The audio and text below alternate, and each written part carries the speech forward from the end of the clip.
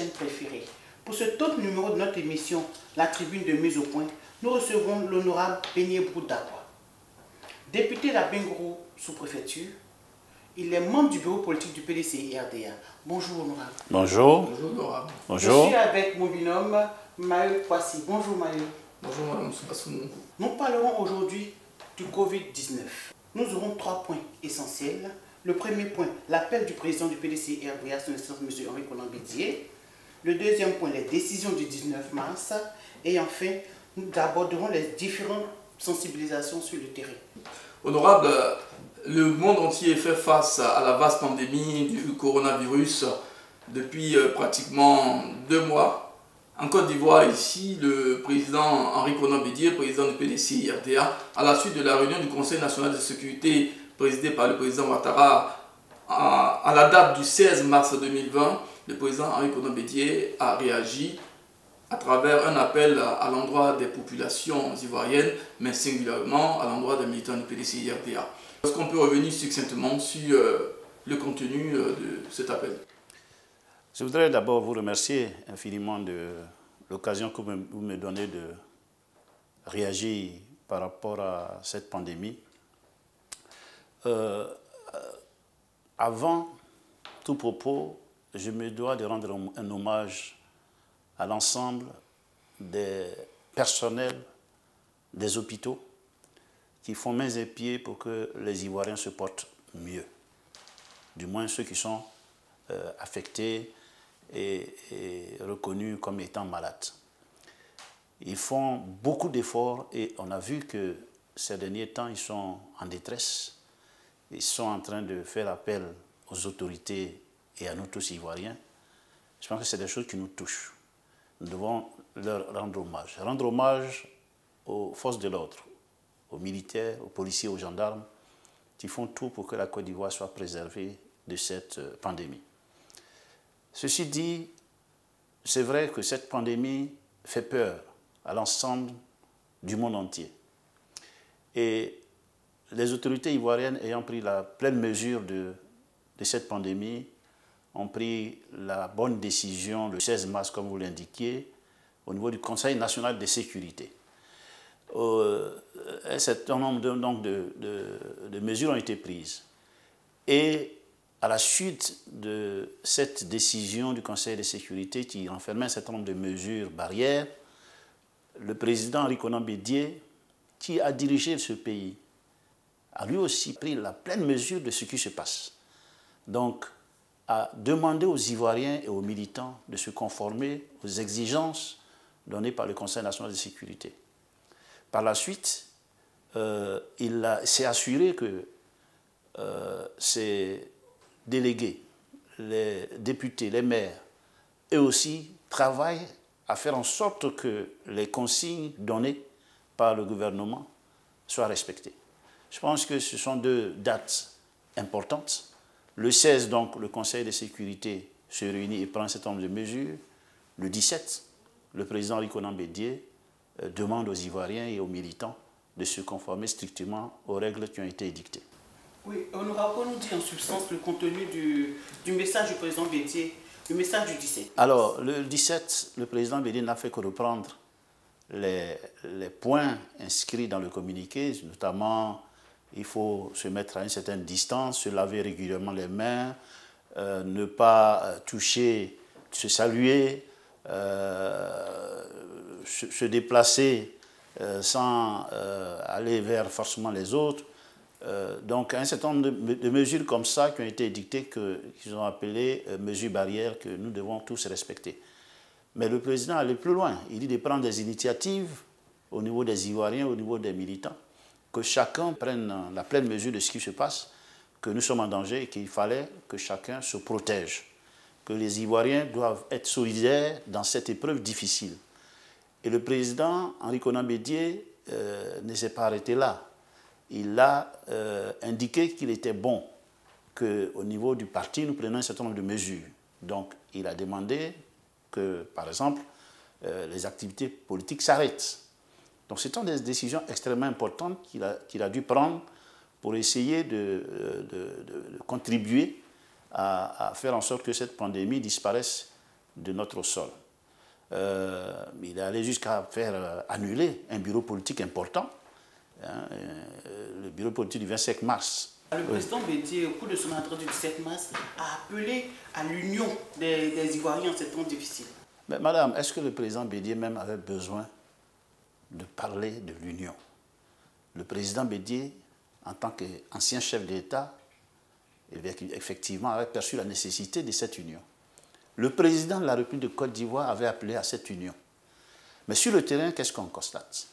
Cette union a été sabordée parce que chacun joue solo.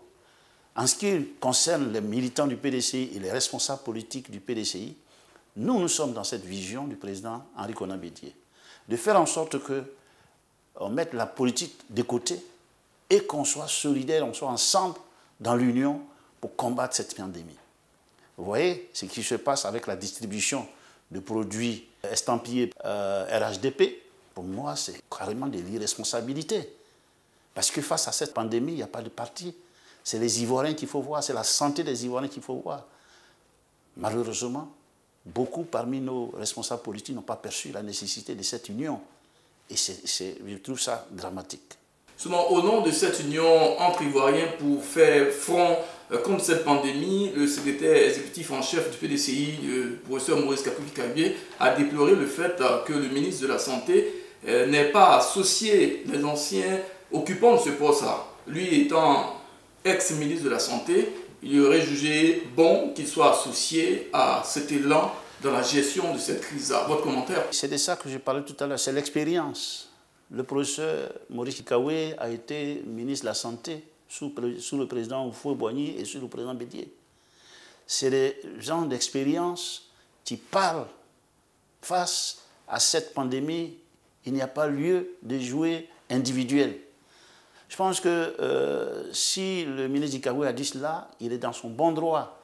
Il ne fait qu'appel au cadre du RHDP et il leur dit reportons-nous au discours du chef de l'État qui a sollicité l'union et le rassemblement des fils de ce pays pour aller front et pour aller combattre cette pandémie. Personne n'a intérêt à jouer solo. Nous avons intérêt, ne serait-ce que, chers amis, ne serait-ce qu'au plan spirituel. Si nous sommes ensemble, nous pouvons combattre cette pandémie. Mais si individuellement chacun va poser un acte qui va dans tous les sens, on ne s'en sortira pas. Admettons un seul instant que le FPI continue à dire non, moi je ne suis pas concerné, je suis en train de faire mes réunions. Le PDCI il dit bon, je fais mon bureau politique et je continue à faire mes réunions de délégation.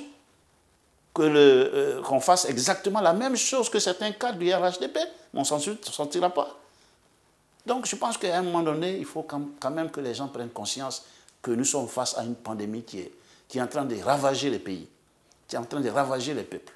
Donc si on n'a pas pris conscience, je pense que nous sommes très mal barrés parce que c'est eux qui guident la barque. C'est un peu comme nous sommes en train de traverser un grand fleuve, on a un capitaine de bateau, nous avons tous, nous devons faire en sorte que le capitaine arrive à bon port. Mais nous devons l'aider à aller. Nous devons aider le chef de l'État à gérer cette crise.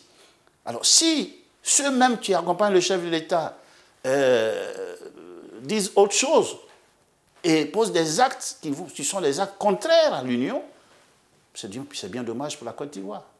Au moment où les partis politiques ont sursis à leurs activités politiques sur le terrain, l'opération pour l'enrôlement des populations ivoiriennes se poursuit. Est-ce qu'on n'est pas en déphasage avec les prescriptions? Alors, si ce que vous dites est vrai, je pense qu'on a atteint le summum de l'irresponsabilité. Si ce que vous dites est vrai... Je vais vous arrêter, oui. Parce qu'en aucun cas nous avons entendu et appris à... Vous avez raison. Le gouvernement appelé à mettre bas la terre, à la suspension de l'opération d'enrôlement. Vous avez raison. Se concentrer sur la lutte contre cette pandémie. Exactement, c'est là où vous avez raison, parce qu'il devrait y avoir quand même un communiqué de suspension. Bien sûr. Si on ne l'a pas ça et que ça continue, je pense que c'est grave. C'est extrêmement grave. Ça veut dire qu'on accorde priorité à autre chose que faire face à cette pandémie. La priorité des priorités aujourd'hui, ce n'est pas faire une carte nationale d'identité. Si des gens meurent, à quoi ça servirait une carte nationale d'identité? Si des gens meurent, à quoi ça servirait d'aller se faire enrôler? Je pense que, j'espère que ça ne continue pas. Comme on n'a pas eu de communiqué, peut-être que ça continue. Mais il faut attirer l'attention du gouvernement que c'est trop grave. Si ces opérations-là sont en train de se passer effectivement. Oui, il y a un communiqué même des partis d'opposition en date du 28 appelant la cessation des enrôlements. D'accord. Donc je pense que comme moi je viens de ma zone, depuis le 16 et le 17, je suis à Bangourou, chez moi, pour faire la sensibilisation. Et je pense que c'est ça qui doit être la priorité et non pas aller faire des distributions, parler de partis politiques ou de faire des enrôlements ou faire des cartes nationales d'identité. Honorable, on va revenir au parti. Le 19 mars 2020, le président a fait un communiqué avec d'importantes décisions prises au niveau de la direction du parti. Quelles sont ces décisions? Je pense que déjà, on en a évoqué déjà le fait que la direction du parti ait décidé de faire reporter son bureau politique me semble être essentiellement important. Voyez-vous, pourquoi on a voulu organiser le bureau politique? Il y a un certain nombre de décisions. D'abord, le secrétaire exécutif devrait rendre compte de ses activités. Et vous savez que nous sommes en train de préparer la convention. Donc, il y a un certain nombre de décisions importantes qui auraient pu être prises par le bureau politique. Et le président a décidé que face à la pandémie, il n'y a pas lieu de faire la politique. Ensuite, le président a donné instruction pour qu'on ferme la permanence du plateau. C'est la contribution du PDCI à bloquer la pandémie. Maintenant, au niveau du siège, des dispositions ont été prises, et ce matin, je viens de le constater encore, pour que les mesures barrières puissent être appliquées dans sa totalité. Je pense que le président Henri Konan Bédié avait déjà pris les mesures qui étaient nécessaires au recul de cette pandémie. La riposte, c'est nous tous qui devons la mener. Et le président Henri Konan Bédié a distribué les rôles au niveau du parti pour que nous puissions tous faire reculer cette pandémie. Un premier communiqué en date du 17 mars 2020 et un second en date du 19 mars 2020. Est-ce à dire que le président Henri Konan Bédié est extrêmement préoccupé par cette situation sanitaire? C'est un ancien chef d'État. C'est quelqu'un qui a géré ce pays. Le président est, disons, c'est un peu comme un thermomètre qui sent ce qui va, ce qui ne va pas dans la Côte d'Ivoire. Quand on a été chef de l'État, on sent les choses venir. Et s'il prend les décisions, s'il même fait des sacrifices au niveau de son parti, c'est parce qu'il voit la nécessité de faire en sorte que nous tous, nous fassions bloc pour que cette pandémie disparaisse définitivement de la Côte d'Ivoire. Donc, je pense que c'est normal que le président, Henri Konan Bédié, ait pris cette décision. Tous les militants sont contents de lui. Hein. Tous les délégués sont contents des décisions qui ont été prises. C'est ça la marque des grands hommes. Surtout lorsqu'on sait que de 4 cas avérés en date du 17 mars 2020, nous nous retrouvons aujourd'hui à 168 cas. Oui, mais ça vient d'où? Ça vient de l'improvisation. On le sait tous. Il n'y a aucun Ivoirien qui ignore ce qui s'est passé. Ça vient du laxisme, ça vient de l'improvisation, ça vient de l'incapacité aux gens à bien gérer cette situation. Honorable, les mots sont forts. Mais à partir de ce qui s'est passé à l'INJS, c'est pas fort. À partir de ce qui s'est passé à l'INJS, moi je suis révolté. C'est pas parce que des gens ont... bon, à la limite, on peut considérer que c'est humain, que des gens sortent d'une manière détournée. Mais ce n'est pas responsable. Deuxièmement, quand des gens sont sortis de l'INJS, mais la moindre des choses, quand on s'en rend compte, on les fait revenir. Mais on ne dit pas à ceux qui sont restés de partir chez eux. Oui. Ceux qui sont partis chez eux sont partis avec certainement, probablement, des maladies. On ne sait jamais. Mais là, on a loupé le coche, là. Or, quand un gouvernement est responsable. Dès qu'on a vu venir les choses dans d'autres pays, on prend les dispositions. Le chef de l'État a pris des dispositions. Mais est-ce que c'est tous ceux qui ont la responsabilité des différents ministères, est-ce que chacun a joué pleinement son rôle? Non, on l'a observé. Et ça, c'est révoltant. Je pense que si on a ces chiffres qui vont à crescendo comme ça fait, moi, de mon point de vue, c'est venu de là où on aurait dû étrangler cette partie de cette pandémie. Honorable, j'ai envie de vous suivre, vous demander, est-ce que ce n'est pas le décalage entre les mesures prises et leur application? Je vous donne l'exemple du couvre-feu qui a été décalé, du confinement de la ville d'Abidjan qui a été décalé. Quelles en sont les conséquences? Mais c'est ce que je disais, quelquefois, c'est l'improvisation, c'est l'incapacité à gérer des situations de crise, c'est l'inexpérience. Un parti comme le PDC-RDA aurait été là au pouvoir, avec l'expérience acquise, on aurait pris les bonnes décisions et on les aurait appliquées tout de suite. Vous vous rappelez qu'on avait pris une décision, on a pris la pleine mesure de ce qui se passe.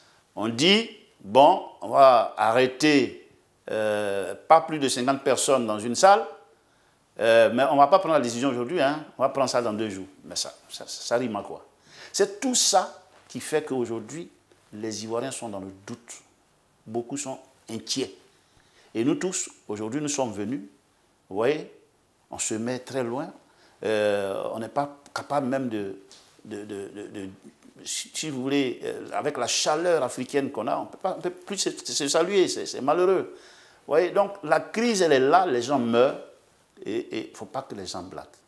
Donc quand on est responsable, il faut assumer pleinement ses responsabilités. Honorable, le premier inquiet dans cette histoire, c'est le président du PDC-RD, le président Henri Konan Bédié, qui a demandé à ses délégués, à ses secrétaires généraux de section, de relayer l'information au niveau local avec la sensibilisation des militants.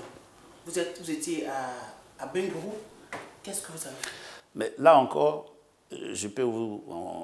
c'est juste pour vous dire qu'aujourd'hui, les délégués sur le terrain appliquent exactement ce que le président du parti a demandé qu'on fasse.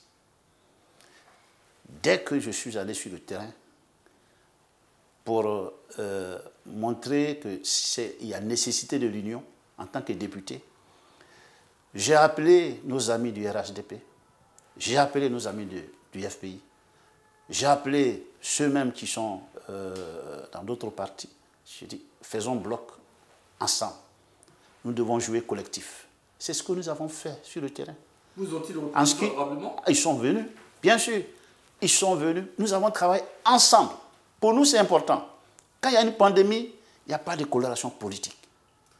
Et quand nous avons fait, nous sommes passés, nous avons mis des missions partout. Nous avons créé des comités d'éveil. Nous avons mis à leur disposition tous les équipements nécessaires, hygiéniques nécessaires. Donc, pour nous, nous sommes en train d'appliquer exactement ce que le président du parti nous a demandé de faire. Il nous a dit, allez-y sur le terrain, impliquez-vous, mais surtout, rassemblez-vous avec les autres membres du parti. C'est ce que nous avons fait. En tout cas, sur le terrain, c'est ce que nous avons fait. Et les résultats sont là. Parce que les gens ont pris conscience quand même sur le terrain de ce que cette maladie-là, ce n'est pas un jeu. Même s'il y a quelques 2 semaines, les gens pensaient que bon, ça ne pouvait arriver qu'en Europe. Là, ils ont tous pris conscience que ce n'est pas une petite affaire, que c'est une maladie qui tue vraiment. Donc, nous, sur le terrain, madame, nous sommes engagés résolument à faire reculer cette pandémie. Nous avons mis en place toutes les dispositions. C'est pour nous la riposte au niveau local. Honorable Bénié Boudakwa, vous êtes député d'Abangourou sous-préfecture et lors du confinement raté de la ville d'Abidjan, l'intérieur du pays s'est vu pris d'assaut par le déferlement des Abidjanais qui fuyaient la maladie, qui sont allés à l'intérieur. Est-ce que cette situation, cet exode massif des populations vers l'intérieur n'est pas sans risque pour vos populations? Tout le monde peut porter la maladie. Donc on ne peut pas, d'où ça peut venir. On ne peut pas dire, les gens d'ici vont dans l'intérieur pour apporter la maladie. On ne peut pas non plus dire ce sont les gens qui sont au niveau local qui vont donner la maladie aux gens d'Abidjan. Mais ce que je constate, c'est que, encore une fois, l'improvisation a prévalu. L'amateurisme a prévalu. Au point que le jour où je revenais, c'est-à-dire que le dimanche, à minuit, ça devait fermer. Quand je revenais, je vous assure, l'embouteillage d'Abidjan à Bangourou, peut-être la tête était à Bangourou et puis la queue de cet embouteillage était à Abidjan. Tout le monde voulait rentrer. Alors je ne comprenais pas. J'ai analysé, j'ai utilisé tout l'effort pour analyser cette situation. Mais c'est dû à quoi? La mauvaise communication. Dans cette situation extrêmement inquiétante, la communication me paraît très importante. Or là, l'échec total de la communication au niveau du pouvoir en place. Vous assumez vos propos? Mais c'est ce que je dis. Mais je suis député. Ils me connaissent tous à l'Assemblée que ce que je dis, ce que je pense. La communication a été un échec face à cette pandémie au niveau gouvernemental. Ça se voit. Mauvaise communication. Donc les gens pensent aller se protéger là-bas, au village. Mais diantre, non. Donc si on avait eu une bonne communication, peut-être que les gens seraient ici. Et peut-être ça allait moins inquiéter les gens du village, parce que les gens du village sont inquiets. Ils se disent que les gens qui viennent d'Abidjan viennent avec des maladies. Ce qui est faux. C'est des frères et des sœurs qui reviennent parce qu'ils savent très tous, tout le monde sait qu'au village, l'air est plus pur et que bon, on a plus de chances d'éviter la maladie. Donc c'est comme ça que les gens se sont retrouvés tous là-bas, alignés tous. L'embouteillage était terrible. Donc on aura comment rattraper cette situation à haut risque? On ne peut plus rattraper. C'est fait, c'est fait. Ce qui a lieu de faire, c'est d'être confiné. Moi, ce que je conseille, j'ai toujours conseillé aux gens, je dis auto-confinement. Si le gouvernement a donné des instructions, il faut faire ce strict minimum-là. Mais en même temps, soi-même, il faut s'auto-confiner. Si on n'a pas grand-chose à faire, à moins que tu aies quelque chose d'extrêmement important à faire dehors, là on peut faire dehors, on peut aller dehors. Il faut respecter aussi les autorités. Quand on donne et ça c'est extrêmement important de le dire, quand on dit couvre-feu, c'est de 21h à 5h du matin. Malheureusement, beaucoup veulent piétiner les décisions prises au niveau de l'État. Et ça, les gens doivent comprendre que c'est au niveau spirituel. Quand l'autorité dit de faire cela, dans une situation aussi difficile que la pandémie, quelqu'un l'a dit, on est en guerre contre l'invisible, il faut que nous rentrons nous pour puiser la sagesse nécessaire, pour respecter l'autorité qui a été fixée par Dieu. Dans ces conditions, Dieu va sentir qu'on est devenu de plus en plus humble. Alors, en ce moment-là, il peut nous permettre de vivre calmement, si c'est la décision de Dieu qu'il veut nous frapper, parce qu'on a commis des bêtises. Bon, en se montrant un peu plus humble, on réussira justement à faire reculer la pandémie. Honorable, on va réussir à faire reculer cette pandémie-là. Un message à l'endroit de tous ces préfets du président Bédié dans les départements, dans les régions, pour suivre ce que vous avez fait à Bangourou. Qu'est-ce que vous avez dit? Alors, moi, je voudrais simplement, encore une fois, vous remercier le président Henri Konan Bédié qui a mis à votre disposition tous ces outils qui nous permettent de communiquer avec la population. Je n'ai pas grand-chose à dire à tous les délégués. Les délégués sont déjà sur le terrain. Les députés, en tout cas de mon groupe parlementaire, nous avons eu instruction d'être sur le terrain. Beaucoup sont sur le terrain. Ce que je veux plus leur dire, il faut qu'ils s'associent à leurs frères du RHDP, à leurs frères du FPI, aux autres du UDPCI. La pandémie ne connaît pas de politique, de bord politique. C'est ensemble que nous pouvons combattre. Ne regardons pas l'attitude de certains responsables RHDP pour essayer de les imiter. Ces actes qu'ils posent en estampillant des produits RHDP pour aller dans nos... c'est des actes condamnables. Et comme c'est des actes condamnables, nous ne devons pas faire la même chose. Nous devons avoir des actes impersonnels. Il s'agit aujourd'hui de sauver les Ivoiriens. il ne s'agit pas de venir faire de la politique. Quand tout cela va finir, ensemble, nous allons nous retrouver pour faire la politique. Respectons toutes les consignes, respectons les mesures barrières, conformément à ce qui a été mis en place. Essayons de faire le maximum pour éviter la pandémie. Pour sa famille d'abord, ensuite pour les autres. Merci infiniment de m'avoir donné l'opportunité de m'être exprimé sur ces sujets-là. C'est nous qui vous remercions. C'est nous qui vous remercions, honorable. Merci. Quant à vous, chers téléspectateurs de PDCI TV, heureuse de vous avoir retrouvé. Prenez soin de vous, que Dieu nous garde.